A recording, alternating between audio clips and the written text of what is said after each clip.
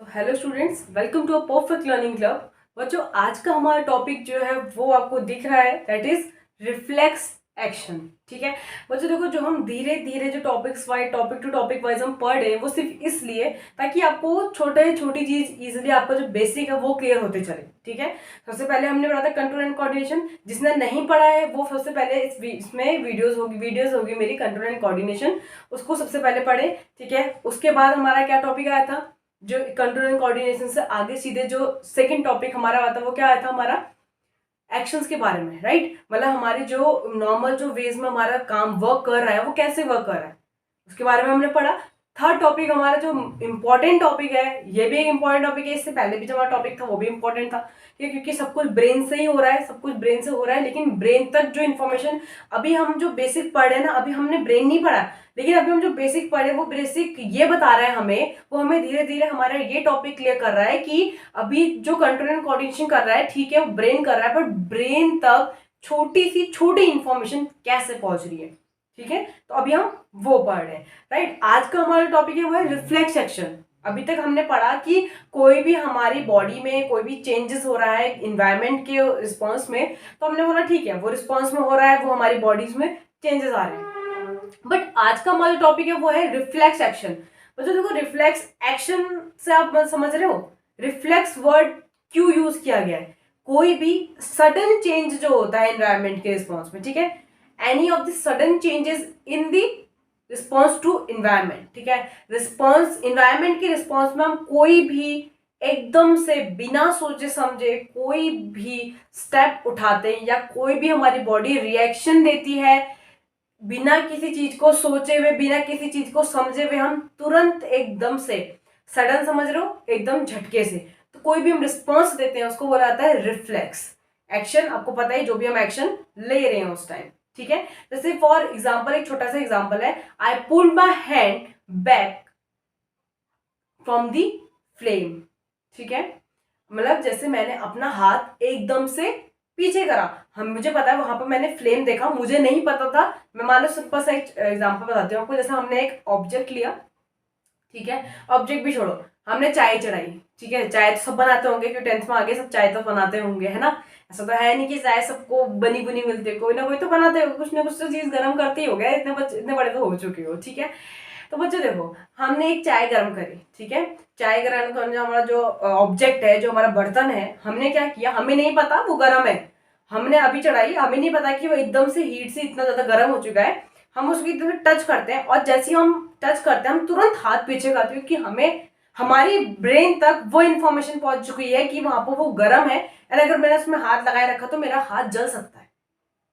ठीक है, तो ये जो इंफॉर्मेशन, हम जो एक्शन हमने तुरंत से लिया, बिना सोचे समझे, जो हमारी बॉडी ने एकदम से सडन चेंज लाई, हमारी बॉडी सडन एक एक्शन लिया एनवायरमेंट के रिस्पॉन्स में, उसी को बोला जाता है रिफ्लेक्स एक्शन।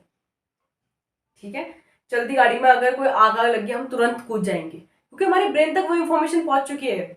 बच्चों, हमारे ब्रेन ने वो चीज ले चुका है कि हमें यहाँ पर डेंजर है, डेंजरस सिचुएशन हमारी हो चुकी है, इसलिए हम वापस से उस चीज को क्या, उसमें एक्शन देते हैं, उस चीज में हम रिस्पॉन्ड करते हैं, क्योंकि हमारे ब्रेन तक वो इंफॉर्मेशन जा चुकी है कि हमारी बॉडी को इस चीज से खतरा है। अगर बॉडी हमारी यहाँ पर रहेगी तो हमारी बॉडी को इफेक्ट होगा, कहीं ना कहीं हमारी बॉडी को, मेरी बॉडी को, ब्रेन को ऐसा लगता है कि मेरे तक कोई ना कोई, ब्रेन तक ऐसी इंफॉर्मेशन पहुंचती है कि उसकी बॉडी क्या खतरे में है, इसलिए वो रिस्पॉन्ड करती है। बॉडी, वो बॉडी रिस्पॉन्ड नहीं करती, हमारा ब्रेन रिस्पॉन्ड करता है। ठीक है, इतना समझ में आया। अब बात आती ये है कि बच्चों ठीक है, हमने बोला ऐसा ऐसा हो रहा है, ठीक है, नो प्रॉब्लम। अब बात ये आती है कि अगर ऐसा हो रहा है तो क्यों हो रहा है, और किसकी हेल्प से हो रहा है, किसकी वजह से, क्या कारण है ऐसा होने का। हमें सबको पता है कि जो हमारी नर्व्स हैं वो डिफरेंट डिफरेंट टाइप की नर्व्स हैं, एंड हर नर्व अपना अलग ही काम करती है। ठीक है, सूंघने वाली, मतलब हम जो स्मेल ले रहे हैं उसकी नर्व अलग है। ठीक है, मैंने पढ़ाया था पहले वाले में, जिसने नहीं पढ़ा पहला टॉपिक जाके क्लियर करो, उसमें मैंने सब कुछ बताया। ठीक है, 12 पेयर्स ऑफ नर्व्स हमारी होती हैं, कोई हमारी स्मेल वाली होती है, कोई हमारी टेस्ट वाली होती है। ठीक है, कोई हमारी ऑप्टिक वाली होती है, कोई हमारी स्मेल वाली हो गई, कोई हमारा टेस्ट वाला हो गया, कोई थिंकिंग वाली हो गई, कुछ कोई कुछ ऐसी होती है। ठीक है, तो 12 पेयर्स ऑफ नर्व्स ऑलवेज होती है, मतलब जो आपकी पूरी होती है 12 पेयर्स ऑफ नर्व्स होती है।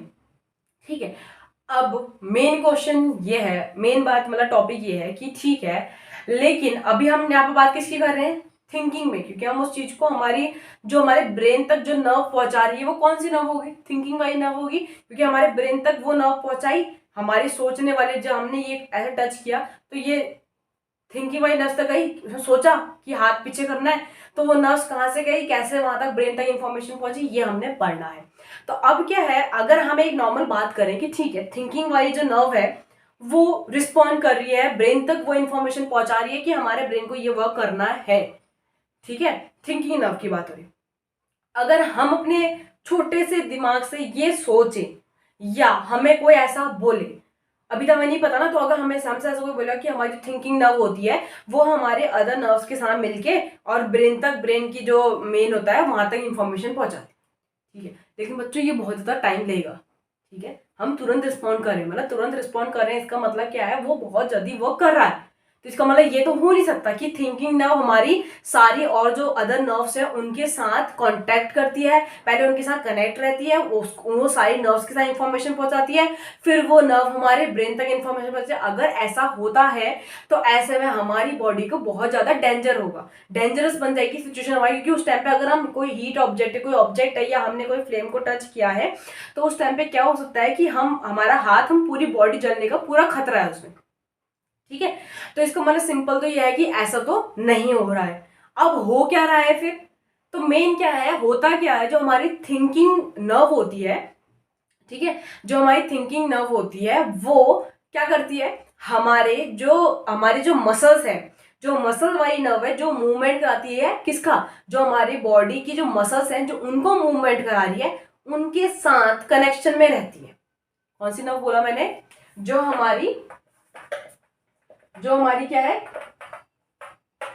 थिंकिंग नर्व है, ठीक है, जो हमारी थिंकिंग नर्व है वो क्या करती है, किसके साथ कनेक्शन में रहती है, वो रहती है हमारे कनेक्शन में nerves that provide muscle movement. समझ में आया, हमारी जो थिंकिंग नर्व है वो किसके साथ रहती है आपका कनेक्शन में, उस नर्व के साथ जो कि हमारे मसल्स की मूवमेंट कराने में वर्क करती है, ठीक है। ऐसा क्यों होगा, क्योंकि अगर कोई भी हमारी नर्व्स होगी, हमारे बॉडीज में मसल्स होती है, 630 मसल्स होती है, ठीक है। अब क्या होता है, हम कोई भी चीज में हम ऐसे हाथ को मूव कर रहे थे, यहाँ पे हमारी बोन तो वर्क कर ही रही है, बट उससे ज्यादा वर्क हमारी क्या कर रही है, मसल्स वर्क कर रही है। जो हम मूव करते हैं, जो हम चलते हैं, उसमें ज्यादा रिस्पॉन्ड कौन करता है, हमारा मसल्स करती है। तो उसने क्या किया, जो हमारी थिंकिंग नर्व है वो क्या करेगी, जैसे हम यहाँ पर हमने सोचा नर्व्स तक हमारी इंफॉर्मेशन चली गई, तो वो क्या करेगी, सीधे मसल्स वाली नर्व्स के साथ कनेक्शन बनाएगी।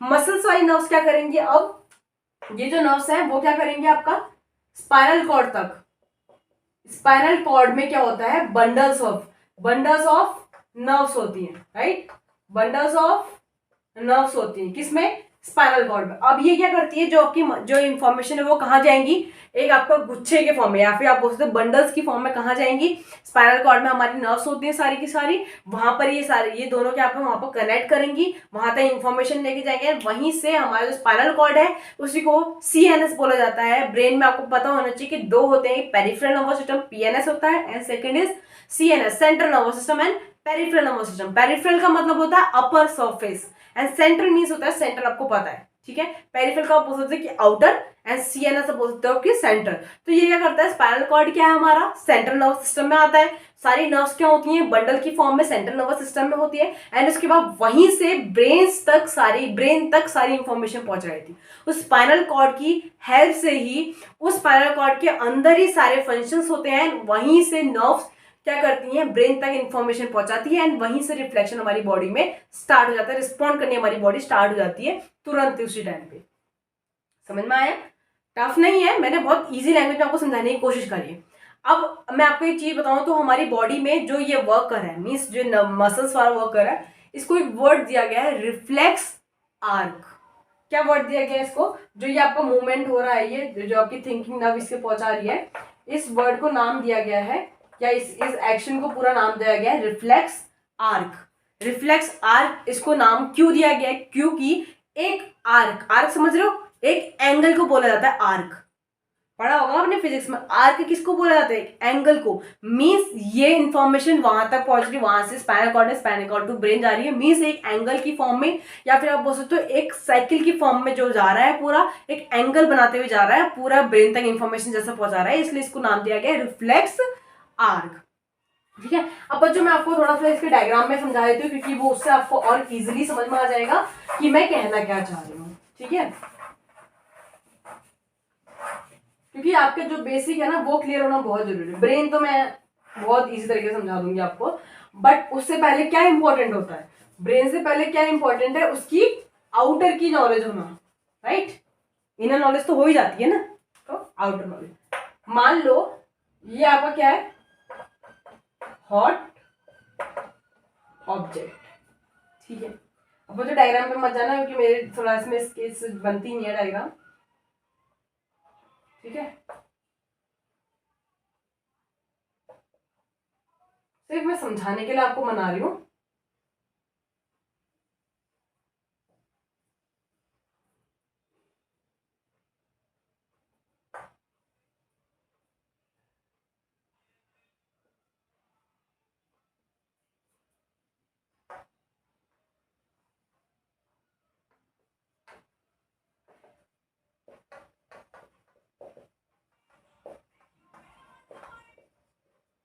ठीक है, अब क्या होता है बच्चों, देखो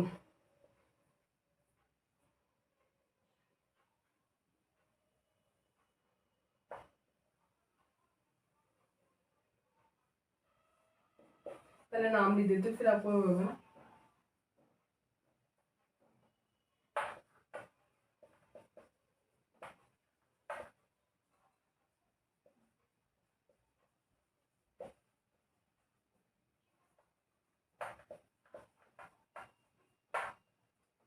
आपको समझाने के लिए नेम तक चेंज कर रही हूँ मैं। ठीक है बच्चों, ताकि आप लोगों को इजीली अच्छे से समझ में आ जाए। Just because of you, all students, I'm going to change the name of all the in the simple way, right? देखो ये हमारा हॉट ऑब्जेक्ट, ये पूरा आपको रिफ्लेक्स एक्शन का डायग्राम बना दिया मैंने आपको समझाने के लिए। ठीक है बच्चों, ये आपका एक हॉट ऑब्जेक्ट है, गर्म बर्तन है। आपने इसमें टच किया, आपको नहीं पता था कि ये गर्म ऑब्जेक्ट गर्म बर्तन है, आपको नहीं पता था। आपने अचानक से इस पर टच किया, आपकी आपकी जो हैंड है वो एकदम से रिस्पॉन्स करेगा। अब क्या होता है, यहाँ पर हमारे जो ये हमारा जो स्किन होती है, ठीक है, जो स्किन होती है वहां पे भी आपकी कुछ नर्व्स होती है, नॉर्मल नर्व्स होती है ना, जो आपके वर्क करती हैं, जो आपकी इन्फॉर्मेशन को तक पहुंचाएंगी। वो हो गया। ठीक है, अब क्या होगा, ये स्किन ने क्या किया, सेंसरी टाइप का, मतलब जो आपकी सेंसेशन को पहुंचा, जो भी आपको जो भी आप सोच समझते हो। ठीक है, उसके बाद क्या होता है, हमारी ये जो हैंड है उसमें हमारी क्या होती है, जो मसल्स होती है आर्म की, ये वाला आर्म होता है, आर्म की जो मसल्स होती है उसको बोलते हैं इफ्रेंट। इफ्रेंट बोला जाता है आर्म्स की मसल्स को। ठीक है, ये हमारी मसल हो गई।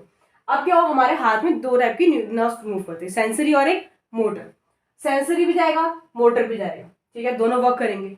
अब जैसे ही दोनों मूव करेंगे, एक जगह स्पाइनल कॉर्ड में जाके दोनों के दोनों मिलेंगे, स्पाइनल कॉर्ड में जाके दोनों के दोनों मिलेंगे, दोनों नर्व्स एक साथ मिलेंगी स्पाइनल कॉर्ड में जाके। जहां पर वो दोनों एक साथ मिलती हैं वो कौन सा है, रिले।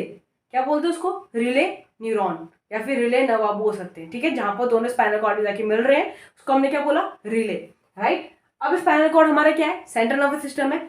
अब दोनों मोटर और सेंसरी नर्व्स गई, दोनों मिले एक साथ, रिले न्यूरॉन बनाया। यहां से अब क्या हुआ, दोनों ने अपनी इंफॉर्मेशन ले गई, मोटर वाली अपनी इंफॉर्मेशन ले गई, सेंसरी वाली अपनी इंफॉर्मेशन ले गई इस ऑब्जेक्ट से, दोनों एक जगह पे जाके मिली। अब वो कहाँ जाएंगी, स्पाइनल कॉर्ड में गई, अदर नर्व्स के साथ मिली, एंड उसके बाद वो सीधे कहाँ गई, आपकी ब्रेन में। अब वहां से ब्रेन ने रिफ्लेक्ट किया, अपने अपने हाथ तुरंत हटा दिया। तो ये क्या हुआ, क्विक टू क्विक क्या हुआ, रिस्पॉन्स आपने किया, बहुत जल्दी से जल्दी आपने रिस्पॉन्स किया उस इन्वायरमेंट पे। तो ये इसका क्या है, मेन आपका जो एक बोल सकते हैं आपका जो एक सिस्टम है, या फिर आप बोल सकते हैं हमारा जो ब्रेन जो इतनी जल्दी वर्क कर रहा है, क्विक टू क्विक रिस्पॉन्स जो होता है वो इसी की वजह से होता है। ठीक है, ये आपका क्या था बच्चों, रिफ्लेक्स एक्शन। जहां तक मुझे लगता है कि जिस तरह से मैंने आपको पढ़ाया है कि आपको समझ में आएगा।